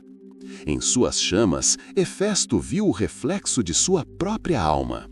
Uma alma que fora queimada pela dor, mas que não se apagara. Uma alma que, tendo passado pelo fogo das provações, se tornara mais forte, mais sábia, mais bela. Ele se lembrou de como Afrodite, a deusa do amor, o encantara com sua beleza. Ele criara um mundo para ela, tecido de ouro e luz, mas seu coração, como uma chama inconstante, estava sujeito a novas paixões. A história delas era trágica, mas lhe ensinara algo importante, que o verdadeiro poder não estava em conquistar, mas em transformar. Que a verdadeira beleza não estava na perfeição da forma, mas nas profundezas da alma. Hefesto continuou a trabalhar. Seu martelo batia num ritmo que era ao mesmo tempo uma canção e uma lição. Uma canção sobre a força que vem da fraqueza e uma lição sobre como, mesmo no coração do fogo, a paz pode ser encontrada.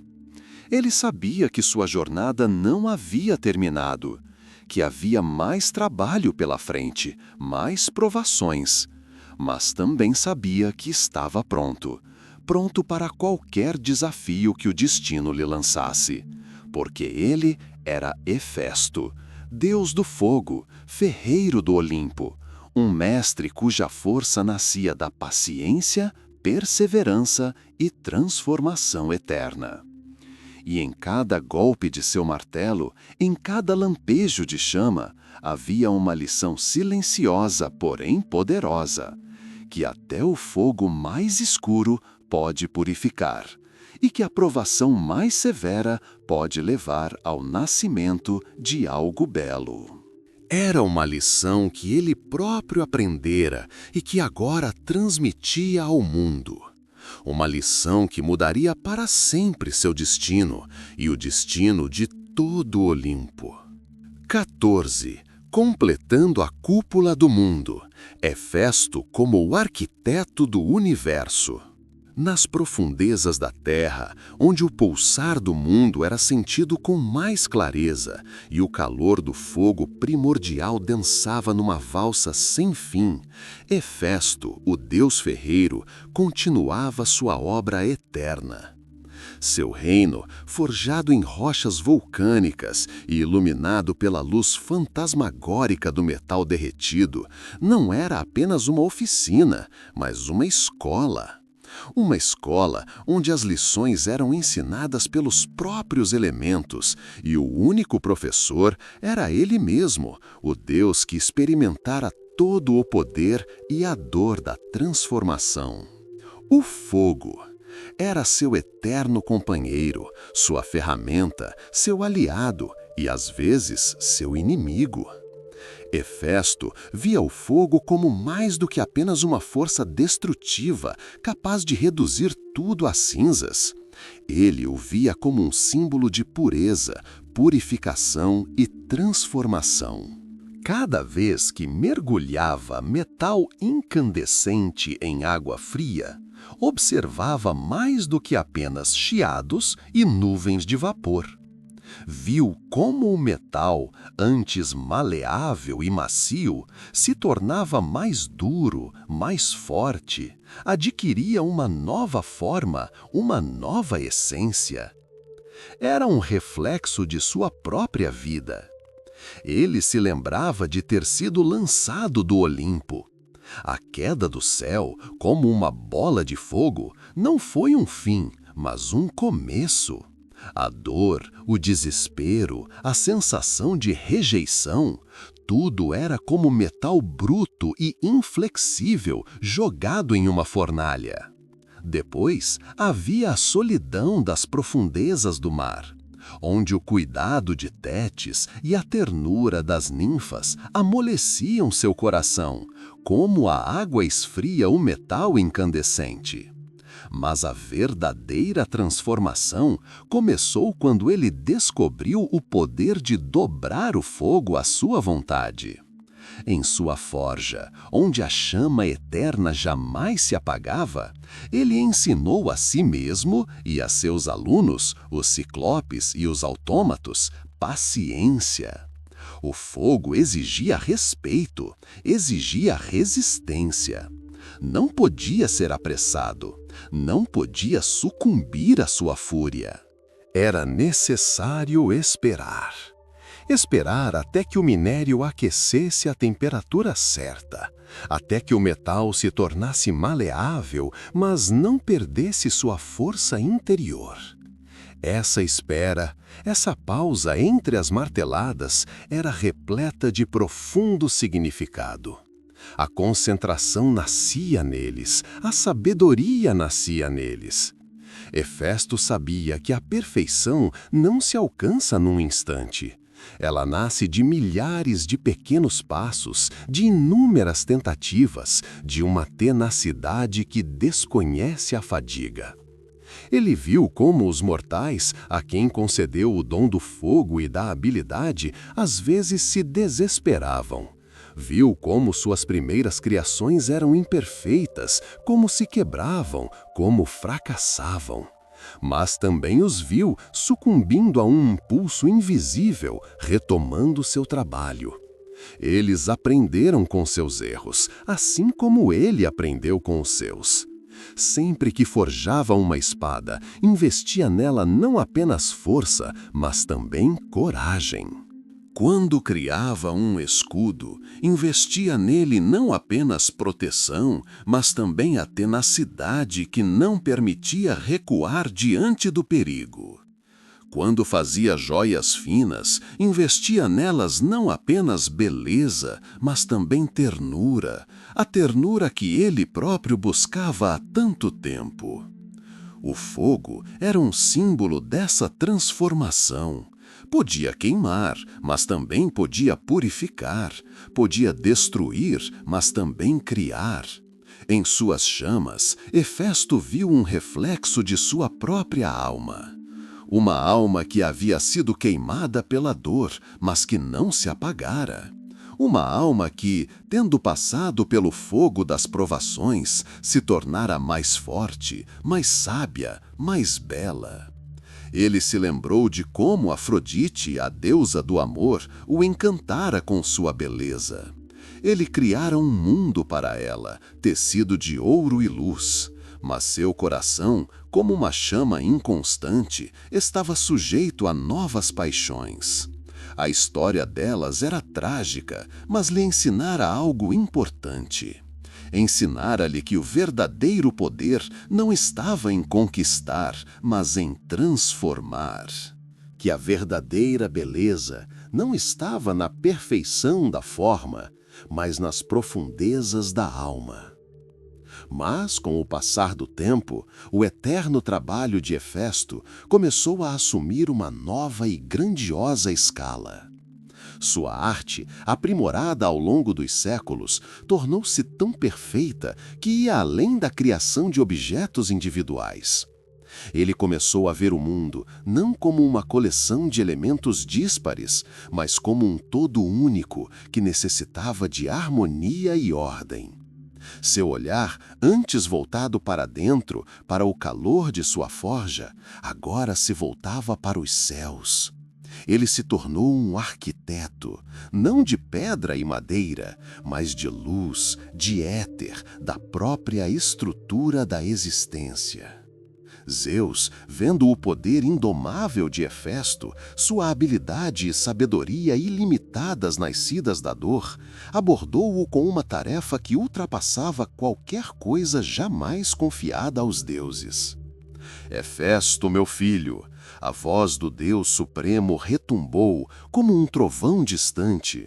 O Olimpo permanece, mas nosso mundo precisa de uma fundação mais firme. Você, que domina o fogo e o metal, que conhece os segredos da criação, deve forjar um domo para nós.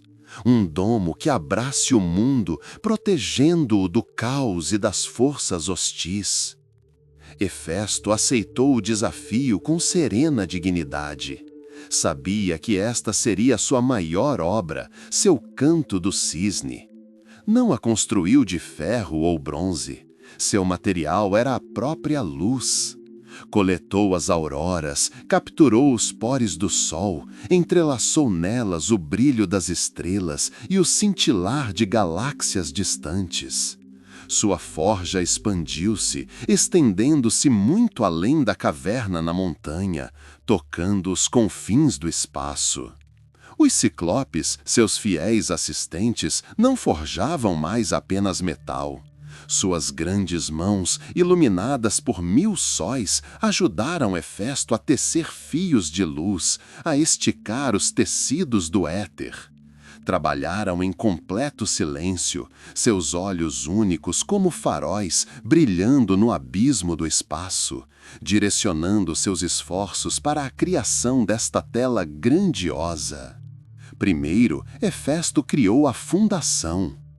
Eram arcos gigantescos e invisíveis, forjados com pura tenacidade e paciência infinita. Tornaram-se a estrutura da futura cúpula, sua base inabalável. Então, ele começou a preencher os espaços entre eles. Aproveitou a luz do amanhecer, transformando-a em delicados tons perolados que se depositavam na fundação como a primeira camada de tinta. Em seguida, acrescentou o dourado do sol do meio-dia, dando à cúpula um brilho cálido e vivo. À noite, invocava as estrelas, reunindo seu brilho em minúsculos pós de diamante com os quais salpicava o céu, criando uma tela infinita de estrelas. Este processo não era apenas trabalho, mas meditação. Cada aceno de sua mão, cada sopro de chama que ele dirigia à criação era repleto de profundo significado. Ele via em cada raio de luz, em cada cintilação de uma estrela, um eco de sua própria história. Ele via nele sua dor, sua solidão, mas também sua força, sua resiliência.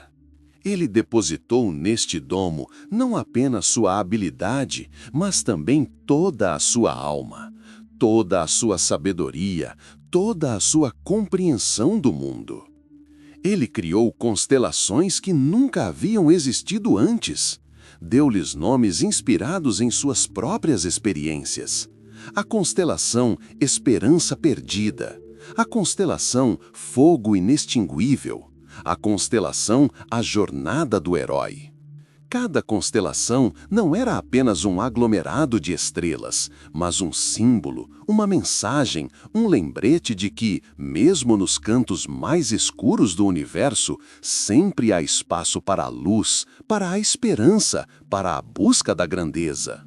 Ele entrelaçou cores na cúpula. Os delicados tons do amanhecer que lembram o início de um novo dia. As cores vibrantes do pôr do sol simbolizando a plenitude e a paz. O brilho frio do luar carregando consigo um segredo e um enigma. E, claro, o negro profundo e avassalador da noite, que paradoxalmente apenas enfatizava o brilho das estrelas. Quando a cúpula estava quase pronta, Hefesto voltou-se para os ventos. Pediu-lhes que a preenchessem com sua respiração, seu movimento. Os ventos, obedientes à sua vontade, começaram a girar, criando padrões sem precedentes na superfície da cúpula, assim como as ondas do oceano criam ondulações na água. Essas eram as correntes de ar que deveriam manter a harmonia no mundo, direcionar as nuvens, trazer chuva e levar embora as tempestades. Finalmente, quando o último raio de luz se formou, quando a última constelação tomou seu lugar, Hefesto contemplou sua criação. Não era apenas uma cúpula, era um mundo encerrado em uma concha celestial. Ele viu nela um reflexo de tudo o que havia vivenciado: a queda, a solidão, a dor, mas também o amor, o perdão, a força. Ele viu nela sua própria história, contada na linguagem da luz e das estrelas. A cúpula do mundo forjada por Hefesto não era apenas um fenômeno astronômico. Era a personificação da harmonia divina. Um testemunho de que mesmo o mais rejeitado, o mais imperfeito, pode se tornar um arquiteto do universo. Ele criou não apenas uma abóbada celeste, mas um símbolo de esperança, um lembrete de que cada um de nós contém uma centelha do divino, uma centelha capaz de transformar o mundo, uma centelha que, tendo passado pelo fogo das provações, pode se tornar uma fonte de luz eterna. E quando as últimas estrelas tomaram seus lugares, quando o silêncio do cosmos foi preenchido com os ecos de sua criação, Hefesto não sentiu fadiga, mas paz. Ele havia completado sua jornada. Uma jornada que começou com uma queda, mas terminou com a criação da coisa mais bela que o Olimpo já vira. Continua. 15. Trabalho e paz eternos.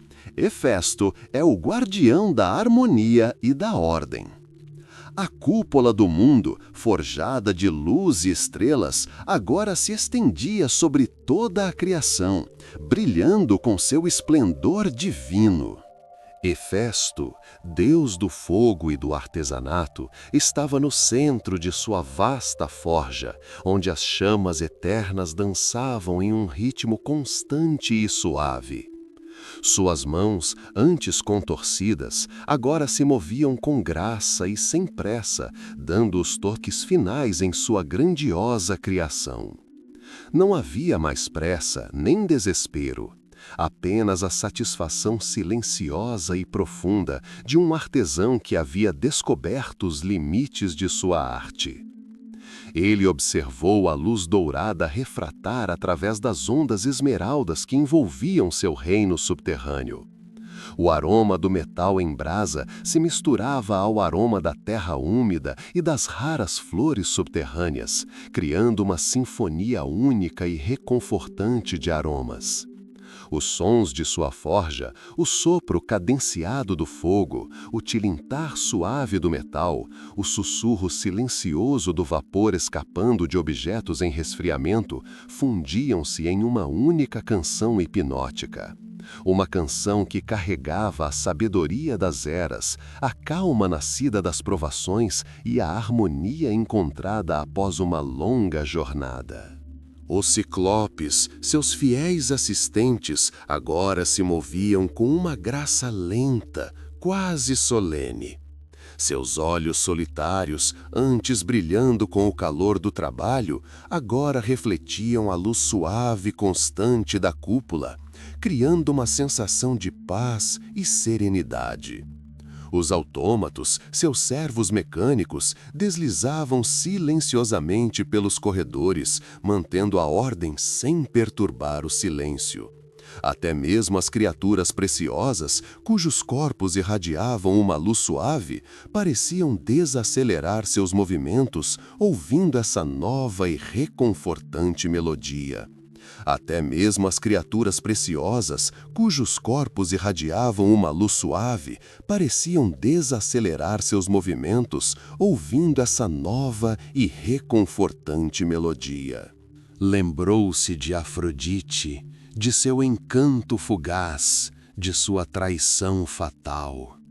As cinzas daquela paixão há muito se dissiparam, deixando para trás apenas o gosto amargo da sabedoria. Ele não buscava mais o amor em um abraço, mas o encontrava na perfeição da forma, na subordinação dos elementos, na harmonia que trazia ao mundo. Seu coração, antes partido, agora estava inteiro, repleto de uma silenciosa, porém profunda sensação de satisfação. Ele viu como os heróis, cujas façanhas ele outrora apoiara com sua habilidade, agora encontravam paz sob seu domo. Seus escudos, espadas e armaduras, forjados por ele, agora serviam não apenas para a batalha, mas também como símbolos de sua jornada, de suas conquistas. Até mesmo Hércules, cuja força era lendária, agora encontrava paz ao contemplar as estrelas que Hefesto havia tecido em sua criação celestial.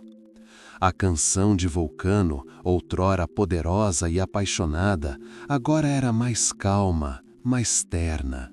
Era uma canção de ninar para o mundo, embalando-o com seu ritmo medido. O tilintar do martelo tornou-se menos frequente, as pancadas mais suaves. Hefesto não buscava mais a perfeição através da violência contra o material. Trabalhava com ele como um jardineiro com uma flor, cuidadosa, paciente e amorosamente. Ele sabia que seu trabalho não estava terminado. Ele era um guardião eterno, um guardião da harmonia e da ordem. Mas agora, este trabalho não era um fardo, mas um chamado. Ele continuou a criar, mas suas criações eram diferentes. Ele não forjou armas, mas ferramentas para a paz. Ele não criou ornamentos, mas símbolos de esperança. Ele continuou a tecer fios de luz no tecido da existência, dando ao mundo beleza e paz. Seu reino, outrora um lugar de solidão e dor, era agora um oásis de tranquilidade. O calor do fogo não queimava mais, mas acariciava. A escuridão das cavernas era dissipada pela luz suave e difusa que emanava do domo que o próprio Hefesto havia criado. Ele encontrou paz não no esquecimento, mas no serviço. Encontrou seu lugar não por meio de favores, mas por meio de trabalho árduo e habilidade sem limites. À medida que os últimos raios de sol se desvaneciam e o céu acima do mundo se enchia com o cintilar de 1000 estrelas, Hefesto afundou em um leito macio de cinzas vulcânicas. O calor da terra o envolveu como um cobertor macio. Ele fechou os olhos, ouvindo a suave canção de seu reino, uma canção que agora se misturava à respiração do mundo adormecido. Sua obra era eterna, mas naquele momento ele se permitiu a paz de um mestre que concluiu sua maior obra, a paz de um guardião que sabe que o mundo está sob proteção confiável. Seus sonhos eram preenchidos pela luz das estrelas, pelo sussurro do vento e pelo zumbido silencioso e reconfortante de sua forja. E naquele sono, naquela paz, Hefesto, o filho rejeitado, encontrou sua verdadeira vocação. Ele não era apenas um deus do fogo. Ele era um deus da criação, um guardião da harmonia, um arquiteto do mundo. E em sua obra eterna, em sua paz eterna, ele encontrou sua imortalidade. O sono envolveu o mundo como um cobertor macio. O silêncio tornou-se mais profundo. E nesse silêncio, nessa escuridão, iluminada apenas pelo distante cintilar das estrelas, podia-se ouvir a respiração tranquila e uniforme de Hefesto, dormindo no coração da terra. Sua forja estava silenciosa. O fogo queimava constante e suavemente, como uma vela se apagando. Mas sua luz, a luz de sua criação, continuava a brilhar, embalando o mundo, dando-lhe paz e harmonia. E assim, nos braços do sono, sob uma cúpula forjada de luz e estrelas, o mundo mergulhou no silêncio, preparando-se para um novo dia que viria, quando Hefesto despertaria novamente.